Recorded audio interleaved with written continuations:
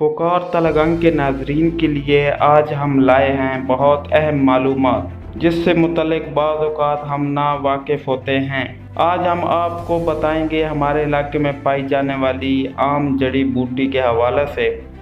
इस जड़ी बूटी को पार्थेनियम जिसे उर्फ़े आम में गाजर बूटी भी कहा जाता है।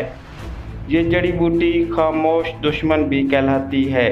गाजर बूटी के पौधों का नज़ारा बहुत खूबसूरत है।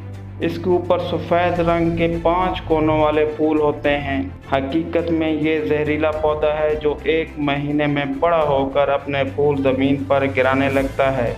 ये ख़तरनाक पौधा सड़कों के किनारे, नदी नालों के करीब और खाली जगहों पर ज़्यादा पाया जाता है। तलगंग, चकवाल, लावा, पिचनन, टम्मन और गिरदोनवा के इलाकों में बकसरत देखा जा सकता है।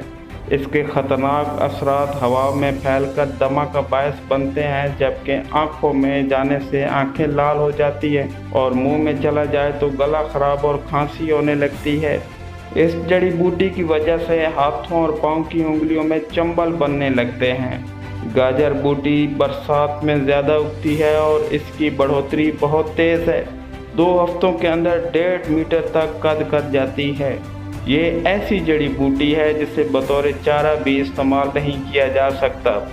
ये एलर्जी के असरात से भरपूर है। ये एक पौधा 10 से 15 हज़ार बीज पैदा करता है। ये ख़तरनाक पौधा पानी और हवा के ज़रिए एक जगह से दूसरी जगह मुंतकिल होता है। नाज़रीन, एक अहम बात आपको बताते चलें कि आम तौर पर शादी ब्याह और दीगर तकरीबात में जो गुलदस्ते हम बाज़ार से ख़रीदते हैं, इनमें भी गाजर बूटी डाली जाती है। इस बात का ख़ुसूसी तौर पर ख्याल रखा जाए कि जब भी गुलदस्ता लेने जाएं तो इसमें से सफ़ेद फूलों वाली जड़ी बूटियों को हटा दें।